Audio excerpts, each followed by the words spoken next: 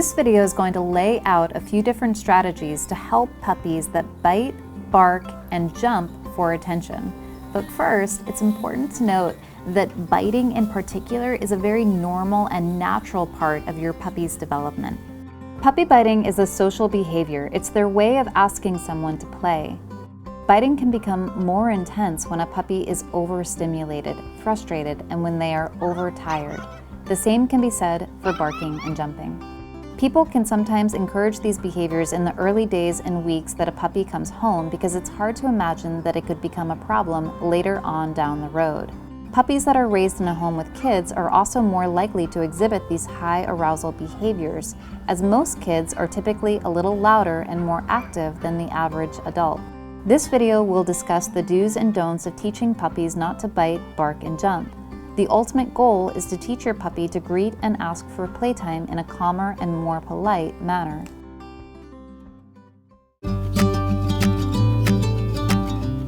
Rule number 1. Create calm associations with your hands. Teach your puppy that hands are for teaching, not for biting. Sit down with your puppy for 5 to 10 minutes once or twice each day to work on calming exercises.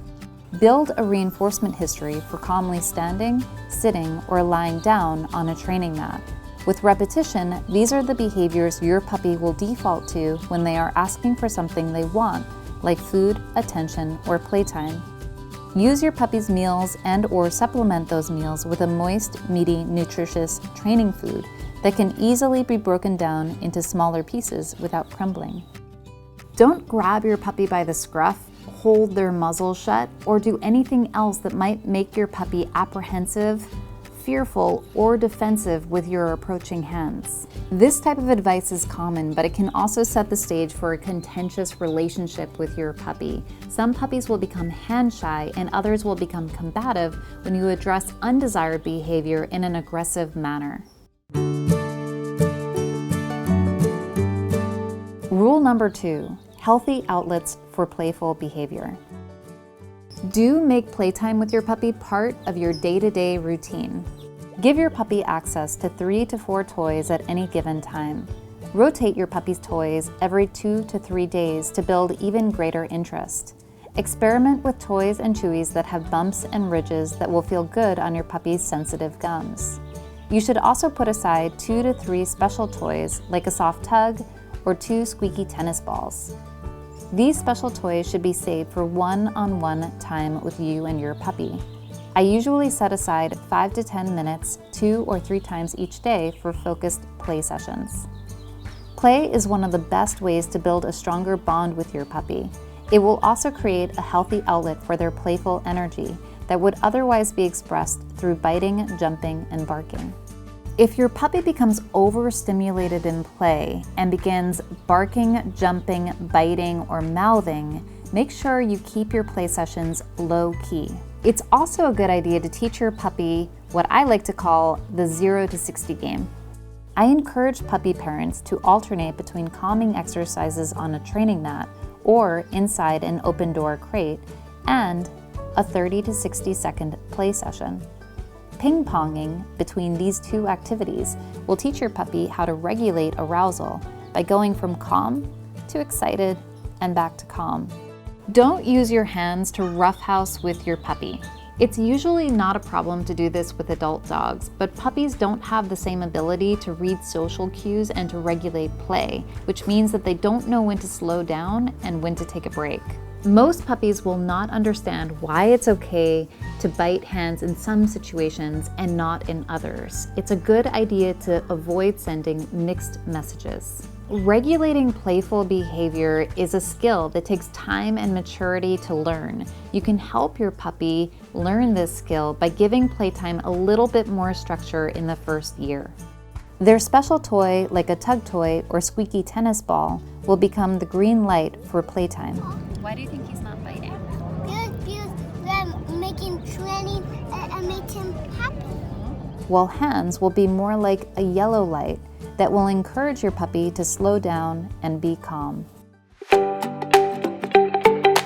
Rule number 3, alone time. It's important for your puppy to have quality one-on-one time. It's also important for your puppy to have quality downtime. Make a habit of scheduling potty breaks, training sessions, playtime, and watch the world sessions into your puppy's daily routine to make sure that your puppy's physical, mental, and emotional needs are being met on a daily basis. It's also a good idea to give your puppy regular opportunities to relax or nap in a safe, gated area. Leaving your puppy to roam freely when they are unsupervised will set the stage for bad habits to develop.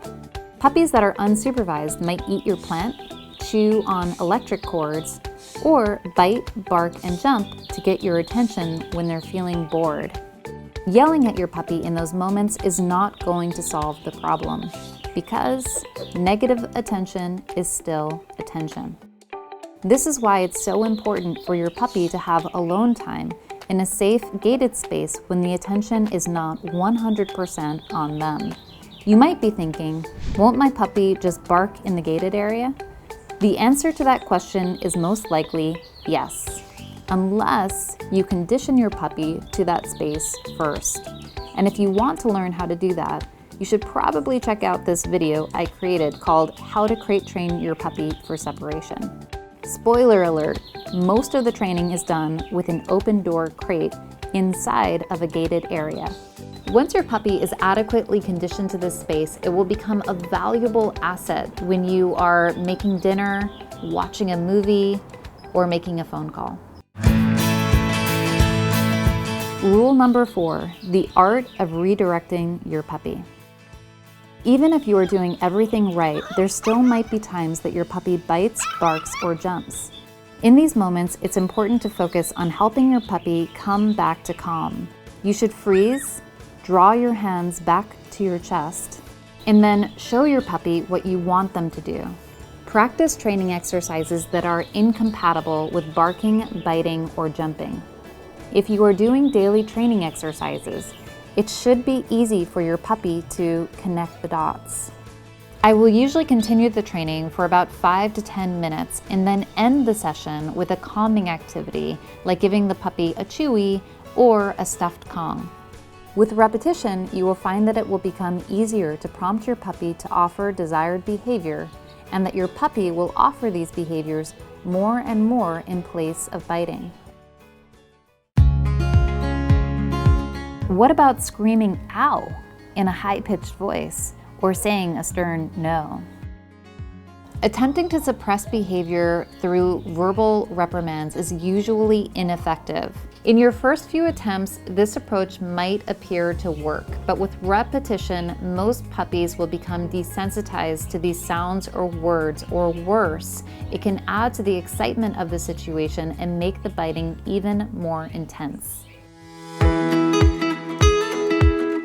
Rule number 5, calming an overstimulated puppy.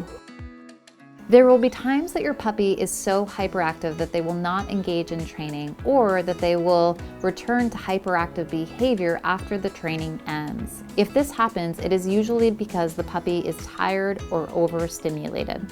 When this happens, it's a good idea to walk the puppy into the gated area before attempting another training session.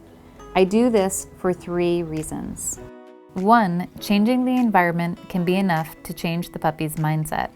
2, the puppy might associate this space with calming exercises and get into a learning mindset faster because of that association. 3, if the puppy continues to bite, I have the option of stepping onto the other side of the gate. Don't isolate your puppy.